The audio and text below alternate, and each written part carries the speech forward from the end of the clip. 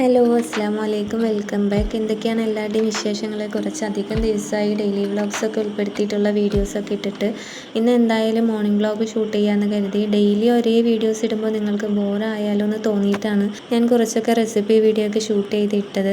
എന്തായാലും നമുക്ക് ഈ ഡെയിലി വ്ളോഗ്സിന് തന്നെയാണ് വ്യൂസ് കിട്ടുന്നത്. എനിക്ക് റെസിപ്പി വീഡിയോ ഒക്കെ ചെയ്യാനും ഇഷ്ടമാണ്, അതുകൊണ്ട് ഇനി അതും പ്രതീക്ഷിക്കാം കേട്ടോ. കാലത്ത് കിച്ചണിൽ കയറാൻ കുറച്ച് വൈകി, എന്നാലും കുഴപ്പമില്ല. ഇപ്പോൾ തണുപ്പും കാറ്റും ഒക്കെ ആയിട്ട് ചില ദിവസങ്ങളിൽ നല്ല എനർജി ഉണ്ടാവും, ചില ദിവസങ്ങളിൽ നേരെ മറിച്ചായിരിക്കും, ഭയങ്കര മടിയായിരിക്കും. മടി പിടിച്ചിരുന്നാൽ ശരിയാവില്ലല്ലോ, നമുക്ക് നമ്മൾ തന്നെ വേണ്ട ഒരു ബാക്ക് സപ്പോർട്ടൊക്കെ കൊടുത്ത് ഉഷാറാക്കി എടുക്കാൻ.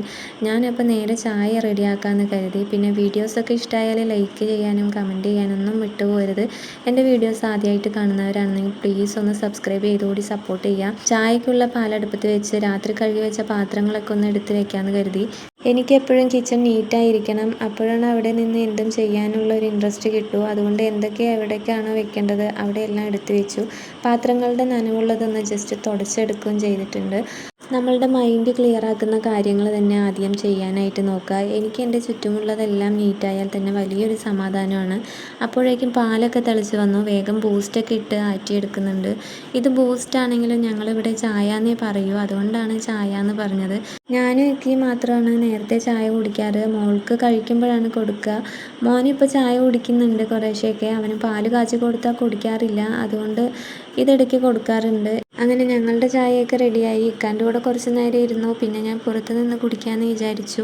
പുറത്ത് നല്ല ഭംഗിയുണ്ട്. ഈയിടെയായിട്ട് തണുപ്പൊക്കെ ആയതുകൊണ്ട് തന്നെ അതിൻ്റേതായ ശാന്തമായിട്ടുള്ളൊരു മോർണിംഗ് ആണ് ഇപ്പോഴത്തേത്. കിച്ചണിൽ നിന്ന് ബാക്കിലേക്ക് ഒഴിഞ്ഞ സ്ഥലമായതുകൊണ്ട് നല്ല രസമാണ് ഇവിടെ നിൽക്കാനും. ഇവിടെ മുമ്പൊക്കെ കൃഷിയൊക്കെ ഉണ്ടായിരുന്നു, ഇപ്പോഴൊന്നുമില്ല. കൃഷിയുള്ള സമയത്തും പച്ചപ്പൊക്കെ ആയിട്ട് നല്ല ഭംഗി തന്നെയായിരുന്നു. വീട്ടിലേക്ക് ആര് വന്നാലും പറയും ബാക്കിലേക്കുള്ള വ്യൂസ് അടിപൊളിയാണെന്നുള്ളത്. ഒഴിഞ്ഞ സ്ഥലമായതുകൊണ്ട് തന്നെ കാറ്റ് നല്ലതുപോലെ കിട്ടാറുണ്ട്. ചില സമയങ്ങളിൽ ഇവിടെ നിൽക്കാനും സാധിക്കില്ല കാറ്റുകൊണ്ട്. ഇനി നേരെ ബ്രേക്ക്ഫാസ്റ്റ് റെഡിയാക്കണം. തലേന്ന് മാവ് റെഡിയാക്കി വെച്ചതുകൊണ്ട് രാവിലെയുള്ള കാര്യങ്ങളൊക്കെ എളുപ്പമായി. അതുകൊണ്ടാണ് കിച്ചണിൽ കയറാൻ വൈകിയത്. ബാറ്ററൊക്കെ നന്നായി കിട്ടിയിട്ടുണ്ട്, അതുകൊണ്ട് ദോശ ഉണ്ടാക്കാമെന്ന് കരുതി. പിന്നെ വേണ്ടാന്ന് വിചാരിച്ചു, ദോശ നാളത്തേക്ക് ആക്കാമെന്ന് കരുതി. ഇന്ന് എന്തായാലും ഇഡ്ഡലി ഉണ്ടാക്കാമെന്ന് വിചാരിച്ചു. ഇതുപോലെയാണോ നിങ്ങളും? മനസ്സായിരിക്കും ഈ ഒരു മാവ് കണ്ടാൽ. പറഞ്ഞിട്ട് കാര്യമില്ല, എപ്പോഴും ഇങ്ങനെ തന്നെയാണ്. നമ്മുടെ ഡെയിലി വ്ളോഗ്സിനൊക്കെ നല്ല നല്ല കമൻസ് വരുന്നുണ്ട്. ഞാനത് പ്രത്യേകം പറയുകയാണ്. തുടക്കം മുതൽ സപ്പോർട്ട് ചെയ്യുന്ന ഒരുപാട് പേരുണ്ട്, അവർക്കൊക്കെ ഒരുപാട് നന്ദിയുണ്ട്. പിന്നെ വിടാതെ കമൻസ് ഇടുന്ന കുറച്ച് ഫ്രണ്ട്സ് എനിക്കുണ്ട്, അവരോടും എനിക്ക് നന്ദി മാത്രം പറയാനുള്ളൂ. ഇനി ഇതുപോലെ സപ്പോർട്ട് ചെയ്യുക. പിന്നെ നിങ്ങൾക്ക് റെസിപ്പി വീഡിയോസാണോ ഇഷ്ടം, അതോ ഇതുപോലുള്ള വ്ളോഗ്സാണോ ഇഷ്ടം എന്നുള്ളത് ജസ്റ്റ് ഒന്ന് കമൻറ്റിൽ പറയുക. വെറുതെ ഒന്ന് അറിഞ്ഞിരിക്കാനാണ്.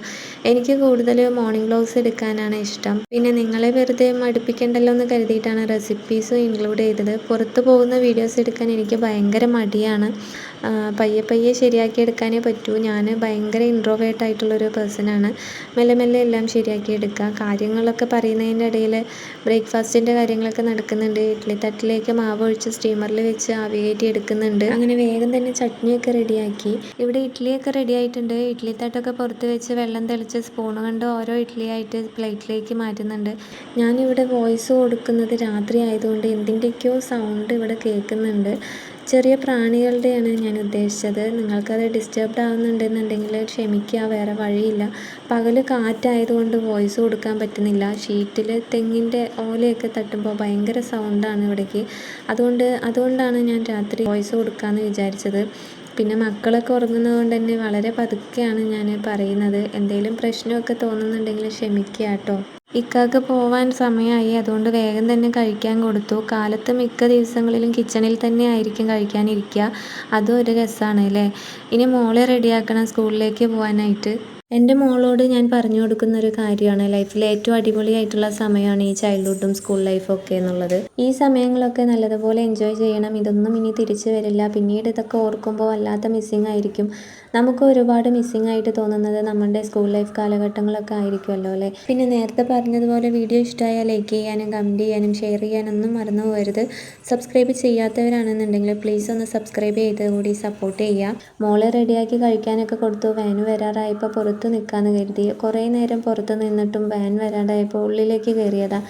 അപ്പോൾ തന്നെ വാനും വന്നു. അങ്ങനെ മോളെ സ്കൂളിലേക്ക് വിട്ടു. ഇന്നത്തെ വീഡിയോ ഇത്രയൊക്കെ ഉള്ളൂ. നെക്സ്റ്റ് നല്ലൊരു അടിപൊളി വീഡിയോ ആയിട്ട് വരാം. Okay, by.